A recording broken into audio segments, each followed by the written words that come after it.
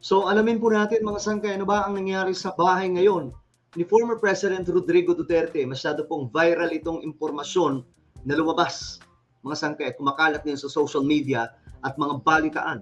Pag-usapan po natin ito, pero bago tayo magsimula, paki-subscribe po muna yung ating YouTube channel. Tayo po ay road to 2 million subscribers na. Kaya naman kung ikaw ay hindi pa po nakakapag-subscribe at gusto mong mapabilang sa dumaraming mga solid sangkay, makikita niyo po yung subscribe button sa baba ng video na to. I-click nyo lamang po yung subscribe, i-click ang bell, at i-click nyo po yung all. Sa mga nanonood po sa Facebook, i-follow nyo po yung ating Facebook page. Okay guys, ito na, pag-usapan po natin itong sitwasyon daw ngayon sa bahay ng dating Pangulong Duterte. Ano ba ang nangyari mga sangkay?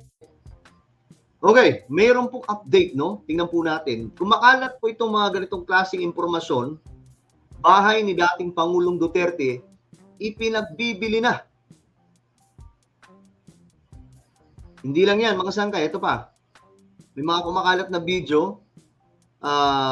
Benta na ba? Umano'y pinagbibili na ang bahay ni FPRRD.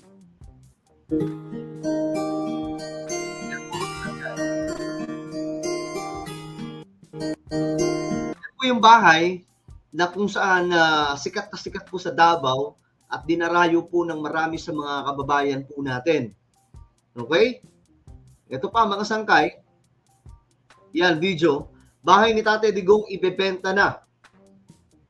Bakit kaya mga sangkay, no? Tingnan po natin mamaya yung pinaka-reason kung bakit. Pero ayun nga po, ito ang sitwasyon. Itong bahay na ito ay Re!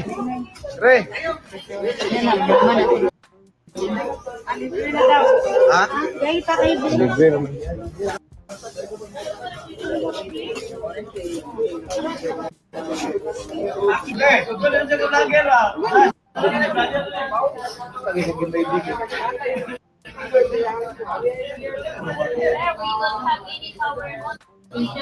So yan po yung sitwasyon ngayon sa bahay po ni former President Rodrigo Duterte.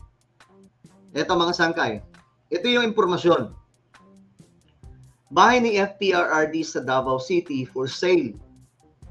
Kinumpirma mismo ng common law wife ni former President Rodrigo Duterte na si Hanilet Avancenia sa isang media outlet na ibinebenta na nila ang bahay ng dating Pangulo na nananatiling nasa kustodiya ngayon ng ICC sa The Hague, the Netherlands. Aniya, malungkot siya at inihayag na hindi naging madali ang desisyon sa pagbenta nito. Masakit sa dibdib. Sabi po ni Hanilet mga sangkay daw, masakit sa dibdib ko every time I go inside. Ako na lang ang pumapasok dyan. May 4 na katulong pero walang amo. We abandoned it after what happened. We cannot sleep there anymore because the lawyers asked us to install a CCTV even inside the bedroom. Ito ang pahayag ng ni Hanilet mga sangkay. So, siguro kahit naman sino, mga sangkay, no, na sinasabing, di ba, kapag yung bahay mo, ganyan na po yung sitwasyon, siguro hindi mo na rin siguro gugustuhin na magstay dyan. Pero, sana hindi ibenta, no? Mga sangkay, makasaysayan itong bahay nila eh. Wala na akong pakialam ano pa yung mga issues dyan. Pero ito po yung, kumbaga, kasi sinasabi po nila mga sangkay na posible daw, di umano na may bahay po sila Tatay Digong na iba dyan, mga sangkay. At ito daw pong bahay na ito ay pang frontline lang nila. Kumbaga, pang mga sangkay, pang hatak sa crowd. Pero lahat ng iyon ay mga chismis. Wala naman pong napapatunayan tungkol dyan. Ewan ko lang, pagka nagkaroon po ng impeachment trial, kung mabuhay kay po yun, mga sangkay, yung mga tinatagong bahay, mansion, mga sangkay, kung totoo na mayroon. Okay? Pero ito mga sangkay, dinarayo kasi ito ng marami sa ating mga kababayan. So alam nyo, nalulungkot lang ako kasi alam nyo dapat ang ginawa po ng mga DDS, especially itong PDP, hindi na po nila sinama-sama si PRRD sa mga event ng pampolitika. Kasi nga po, alam nyo, doon nakakalungkot. Kasi doon po nag-start ang lahat mga sangkay. Kilala naman po natin si PRRD, di ba? Makarinig lamang po yan ng kung anong mga salita, mga sangkay, umiinit ang ulo niyan. Babanat at babanat yan. Kung kaya't mga sangkay, yun po ang nangyari. Nagtitrigger po siya sa administrasyon, lalong-lalo na po sa banggaan ni VP Sara at Martin Romualdez. Di po ba, mga sangkay? Kaya, sayang, sana, di sana andyan pa rin po sa bahay si PRRD up to now. Kasi hindi naman po papayag si PBBM na pasukin ang ating bansa ng mga utusan nitong ICC.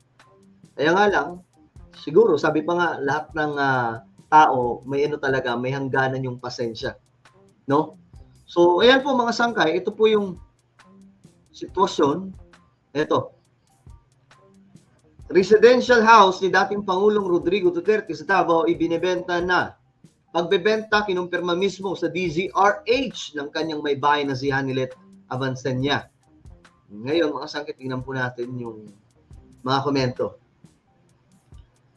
Daming bobo sa COMSEC. Di nagbasa ng maigi or di nakakaintindi. Ibebenta daw kasi wala ng privacy, lahat may CCTV na.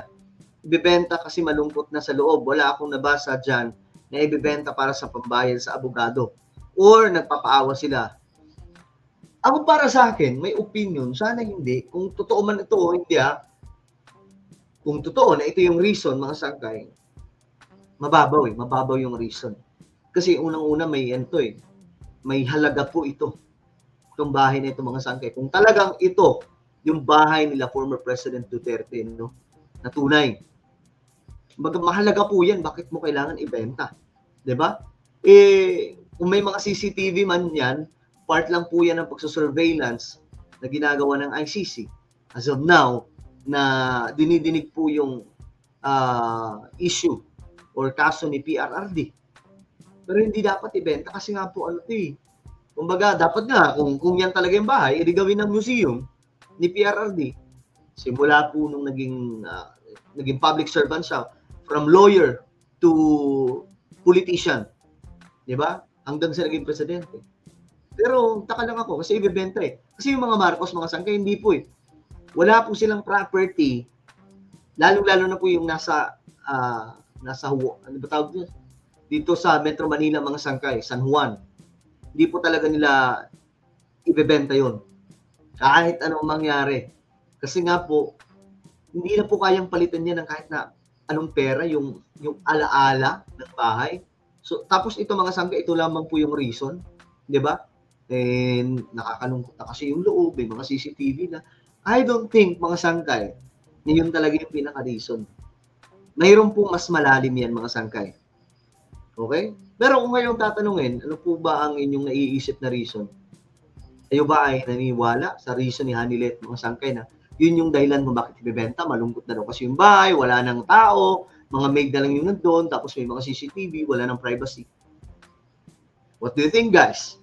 Comment down below. Meron tayong YouTube channel, Sangkay Revelation. Hanapin niyo po ito ngayon sa YouTube. Kapag nakita niyo, na-click niyo po yung subscribe, i-click ang bell, at i-click niyo po yung all. Ako na po ay magpapaalam, mag-iingat pong lahat. God bless everyone.